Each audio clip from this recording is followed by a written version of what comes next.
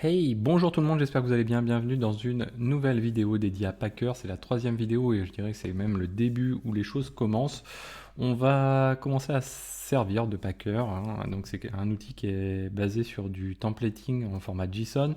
Donc on va passer un gros temps à regarder un petit peu les configurations qu'on lui passe. On va dire là, on est dans une étape, c'est pratiquement la plus facile, la plus épurée, quoi. Qui est finalement, donc on va utiliser VirtualBox. Le but c'est de créer une image au format VirtualBox, donc OVA. Et derrière, on va faire tourner un preseed pour pouvoir configurer notre image en question.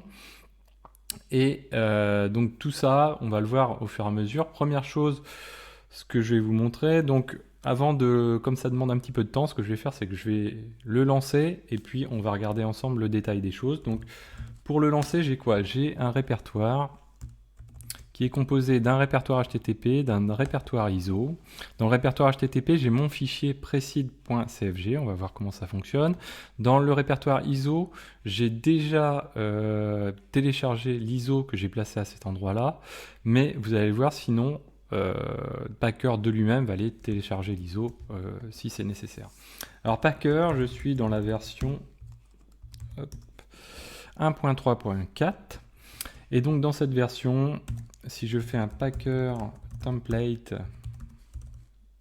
et que je passe packer validate ubuntu.json, là il me dit tout simplement que j'ai mon template qui est validé. Donc mon template de format JSON, il est là. Donc ce que je fais, c'est que je fais un packer build en lui passant le fichier template. Et on va le regarder ensemble, ce fichier template, ensuite, puisque ça va mettre du temps, je vous l'ai dit. Donc là, il va se lancer gentiment, on va regarder qu'il parte bien comme il faut. Donc il télécharge les guest additions, donc ça c'est pour VirtualBox. Et ensuite, donc il s'aperçoit que l'image ISO est déjà présente, donc il lance son installation. Donc quand c'est comme ça, il va lancer VirtualBox. Il va monter une première image. Il va faire toute l'installation avec, il va venir jouer ce qu'on lui demande de jouer, et on va voir ça ensemble. Donc, comme je vous disais, première chose, dans ce répertoire, on a notre fichier template. Donc ce fichier de template, il est minimaliste, qu'on va dire, puisqu'il est basé uniquement sur deux blocs, le bloc builders et le bloc ici variables, qui est passé à builders d'ailleurs. Donc dedans ce builders, qu'est-ce qu'on fait? C'est toute la partie d'installation de notre image qui va permettre de générer l'image finale au format de VirtualBox. Donc c'est-à-dire, on lui a passé un type ici pour lui dire, écoute, nous ce qu'on veut utiliser Packer, c'est du VirtualBox, générer une VirtualBox ISO. Et donc je crois même qu'on lui spécifie le format OVA un petit peu plus haut, voilà, et on lui dit le format ici OVA.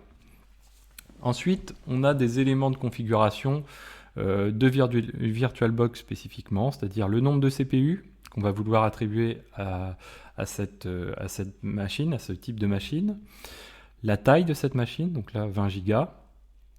Ensuite, le guest addition, on a dit qu'on était en upload, là c'est ce qu'on a vu tout à l'heure. Le guest OS type, si vous vous souvenez, pour ceux qui utilisent VirtualBox, à un moment il y a une liste déroulante où il nous dit voilà quel OS il y a, ou s'il n'est pas dans la liste, c'est Other. Nous en l'occurrence c'est Ubuntu 64. On est en mode, on n'est pas en mode headless, c'est-à-dire que Packer va se servir de VirtualBox. Le HTTP directory, lui, c'est celui qui va... Donc Packer, pour pouvoir utiliser le preseed, ce que Packer va faire, c'est qu'il monte temporairement un web server qui va fournir, vous voyez ici, l'endroit où se situe le fichier preseed. Comme si on était en web, finalement. Donc pour ça, on lui spécifie le directory qui va être monté dans ce web server, et le directory c'est celui que je vous ai montré tout à l'heure, c'est-à-dire le directory HTTP qu'on a vu tout à l'heure, où se situe dedans le fichier preseed. Ensuite, on a tout ce qui est attenant à l'image en question. Donc nous, on est parti sur de l'Ubuntu. Donc première chose, on a le type de vérification. Alors, on va regarder plutôt cette partie-là. Ici, on a la localisation de l'image en question, donc qui va être téléchargée. Donc, cette localisation, hop, elle est ici. En l'occurrence, c'est le lien donc AMD64 ISO. Voilà, ça doit être. Non, ça c'est de l'ARM. AMD 64 ISO, voilà, c'est celui-ci. Et puis à côté, juste un petit peu plus haut, et c'est valable pour toutes les images, du coup, on a le checksum qui permet de checker que l'image est bien complète, qu'elle n'a pas été corrompue non plus. Donc on a différents types de checksum, on a le MD5, le SHA-1 et le SHA-256. Donc nous, on part sur le SHA-256. Donc le SHA-256, sa checksum, c'est celle-ci. Donc on spécifie que c'est du SHA-256, la checksum, et puis on lui indique, bien écoute, la target, donc l'endroit où l'image ISO va être située, c'est dans le répertoire ISO, à cet endroit-là. Donc si elle n'existe pas, il va la créer, il va la télécharger et la placer là. Si elle existe, il va repartir dessus, quoi. Il va checker, il va vérifier le checksum, et il va repartir dessus. Là ici c'est la mémoire, donc j'aurais pu regrouper la mémoire qui va être allouée à la machine en question, donc 1 giga. La commande d'arrêt de la machine, donc ça c'est très important, vous voyez qu'ici on lui passe une variable qui s'appelle SSHPass, qui est une variable qui était plus bas. Ici on a nos variables, donc vous voyez qu'on a une variable domain, une variable hostname, SSHPass et SSHUser. Donc en l'occurrence le SSHPass, c'est donc nous notre user il va s'appeler Vagrant. Son password, c'est Vagrant également. Et du coup, pour faire l'élévation de privilège qui va nous permettre d'arrêter la machine, ici, on fait un écho du user SSH pass et on passe un sudo-grand S de shutdown-grand P now. Donc ça va permettre d'arrêter. Ça, c'est le mot d'ordre, on va dire, un petit peu final qui va dire à Vagrant, écoute, ok, on a terminé l'image, elle est prête. Donc tu n'as plus qu'à exporter au format quoi, la machine est montée, tu n'as plus qu'à l'exporter, je l'arrête, et tu n'as plus qu'à l'exporter au format OVA dans le répertoire qui va bien. Ensuite ici, donc on spécifie le SSH password qui peut être utilisé, donc user SSH pass. Le SSH timeout, donc là c'est quand Packer a besoin de se connecter à la machine, donc pas forcément beaucoup là, mais on verra dans d'autres vidéos le provisionneur, ce genre de choses là, il a besoin d'accéder en SSH à la machine pour lancer les commandes, et du coup on a un timeout de 20 minutes. Le SSH username, donc là c'est SSH user. Ensuite on a quoi? Le SSH wait timeout, donc là c'est le temps d'attente. On est connecté en SSH et il se passe rien. S'il se passe rien pendant 5000 secondes, clac, le SSH est coupé. Et ensuite, donc ça on l'a vu, le nom de la VM, donc là en l'occurrence Ubuntu. Alors normalement ça devrait être le hostname, ici ça aurait pu être la variable hostname. On va se mettre Xavkey tout simplement, voilà. Donc ça c'est une première partie, et la plus grosse partie est ici. Donc là c'est la commande de boot, la boot commande, dans lequel on passe des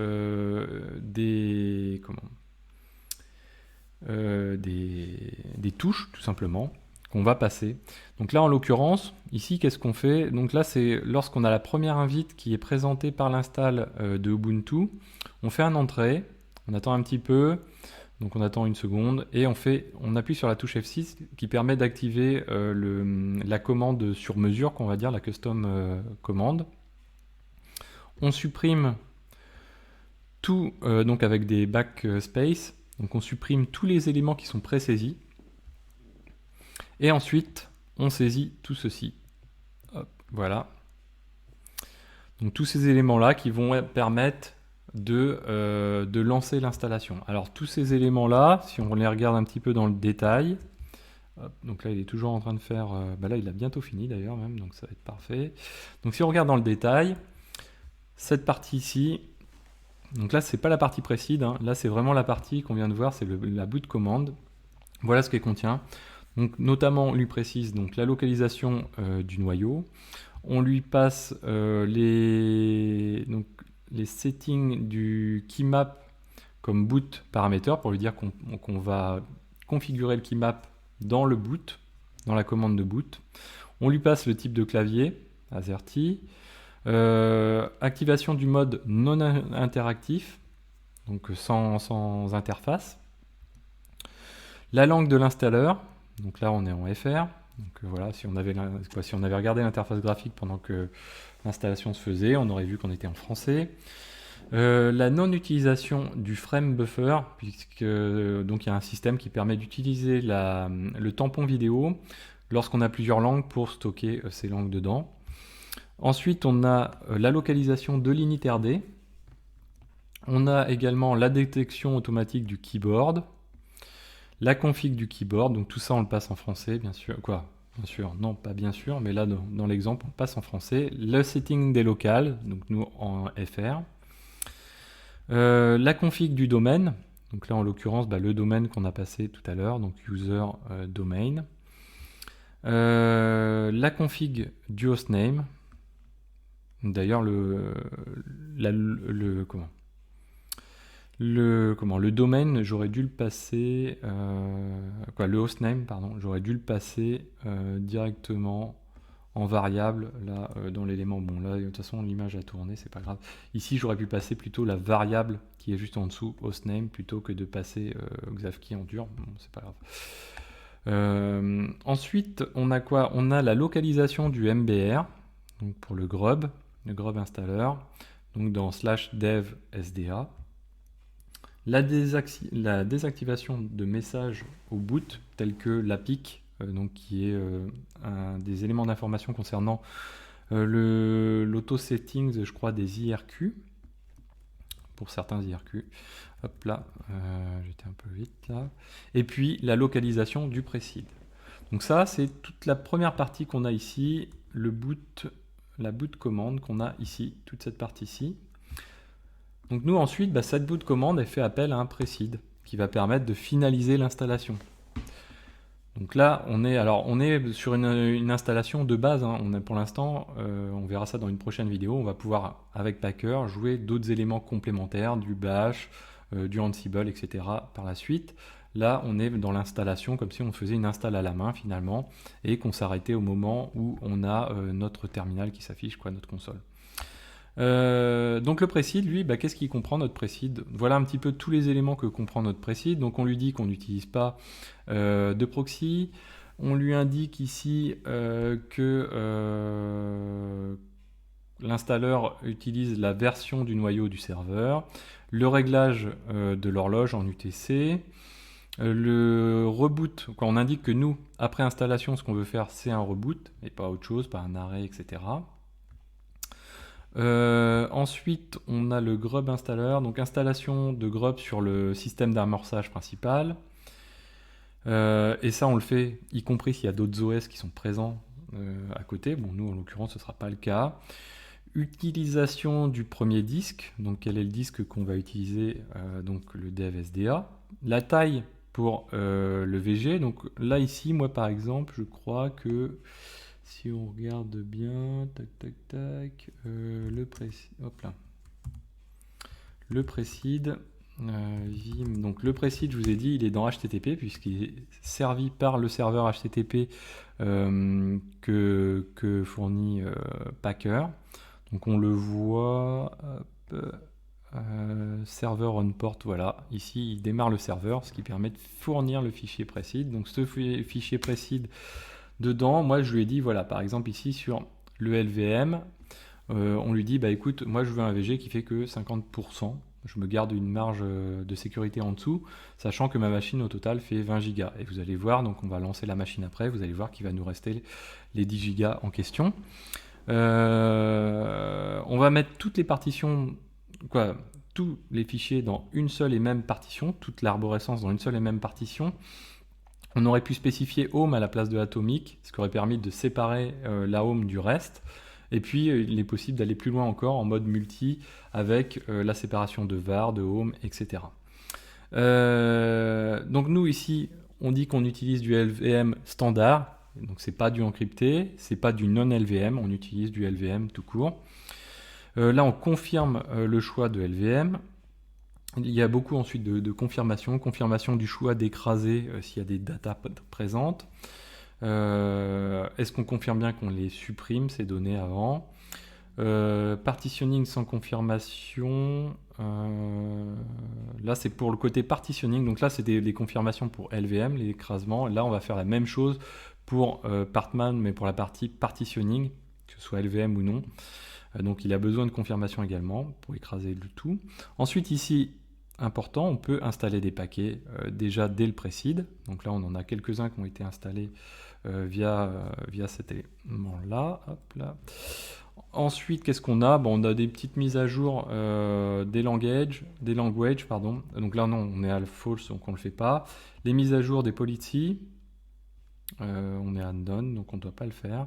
Et upgrade, donc là, on fait un full upgrade une fois que donc, on en est arrivé à cette partie-là, que les paquets sont installés, etc. On set la time zone, donc nous, on précise UTC, comme on est partout. Et là, le type d'installation qu'on a choisi, c'est-à-dire est-ce qu'on est en mode serveur, en mode desktop, etc. Donc nous, on est en mode serveur. Ensuite, on a encore quelques settings de keyboard ici et de local sur cette partie-ci. Et enfin, sur le précide toujours, on a une dernière partie qui est uniquement sur la partie du user Vagrant. Donc là, qu'est-ce qu'on lui fait? On crée un user Vagrant avec un nom qui s'appelle Vagrant. Son username, ce sera Vagrant. Enfin, son login, ce sera Vagrant. Son password, ce sera Vagrant. On répète le password, puisqu'il nous demande confirmation. Si le password n'est pas, complexe, on a besoin de confirmer qu'on est dans le cas d'un weak password et que donc on accepte, on force bien les choses. Est-ce qu'on encrypte ou pas la home? Donc nous, on est en false, on est en mode serveur, etc. Donc on va pas aller s'embêter à faire de l'encryptage. Et ensuite, à quel groupe notre user qu'on vient de créer, on veut l'ajouter? Nous, on veut le rajouter au groupe Vagrant et au groupe sudo, puisque derrière, on veut passer des commandes en sudo et l'UID en question. Donc une fois que ça c'est fait, donc notre installation, c'est terminé ici, vous voyez, donc il a fait ses tâches. Donc il a monté son serveur HTTP. On n'a pas trop de détails quand il y a une grosse part du travail qui est du coup le précide. Et à la fin, donc il arrête ici la machine. Normalement on doit le voir, non? Là il se reconnecte, donc la machine a rebooté. Il se reconnecte ici en tant que Vagrant. Il arrête normalement ici là, entre ces deux étapes, il arrête la machine et il lance la préparation de l'export de la machine. Il délète tout le port forwarding qu'il a mis en place au niveau de la machine parce qu'il avait besoin de communiquer avec elle. Et ensuite, il passe vraiment à l'export de la machine de la VM, donc une fois qu'il l'a complètement arrêté, et il exporte ça dans ce répertoire-ci, donc que l'on a ici du coup. Hop, voilà. Donc désormais, j'ai quoi? J'ai un répertoire supplémentaire qui est ce répertoire-ci et qui dispose, vous voyez, de cette image Ubuntu OVA. Donc si je fais un ls-la de output, voilà. Donc là, la h. Voilà, donc là j'ai une image qui fait 1 giga 3. Donc derrière, qu'est-ce qui se passe? Si je veux lancer cette image, on va le faire assez rapidement. Je me lance mon VirtualBox. Ici, j'importe une appliance, donc mon image au format OVA, ce qui va permettre d'éviter de saisir tout ce qu'il y a besoin de nécessaire dans VirtualBox, la taille, le nombre de CPU, etc. Puisque tout ça est embarqué avec mon image de type VirtualBox. Ici, je vais aller la chercher donc dans Packer 1 Output VirtualBox, ici mon OVA. Je passe à Next. Et puis ici, je fais import. Voilà. Donc là, il va l'importer. Du coup, ça va aller assez vite. L'avantage de faire ça, c'est que là, donc, je vais lancer une machine. mais je pourrais en avoir comme ça 100, 200, 1000. Du coup, ma machine est déjà prête, ça veut dire que si j'avais besoin d'avoir des users supplémentaires ou d'avoir Docker, etc., on verra ça plus tard, hein, mais on aura déjà tous les éléments d'installer.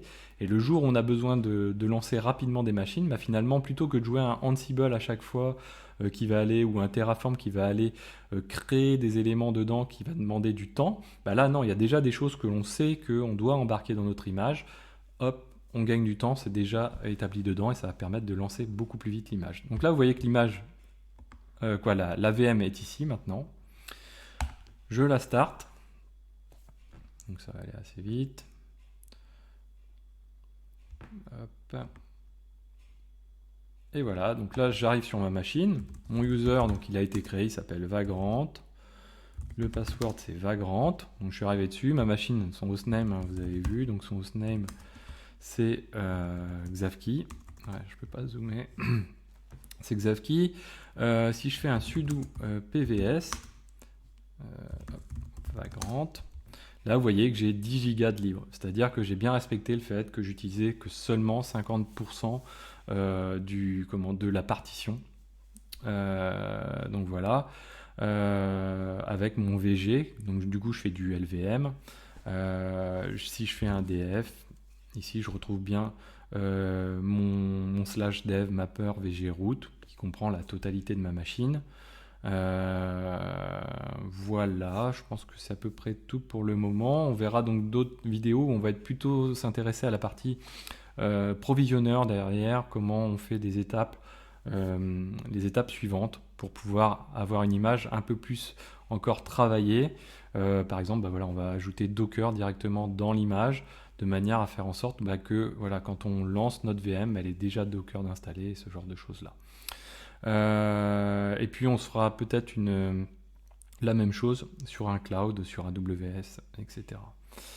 Donc voilà, j'espère que cette vidéo vous a plu. N'hésitez pas à la partager, n'hésitez pas à mettre des pouces bleus, à commenter, et je vous dis à très bientôt sur Xavki.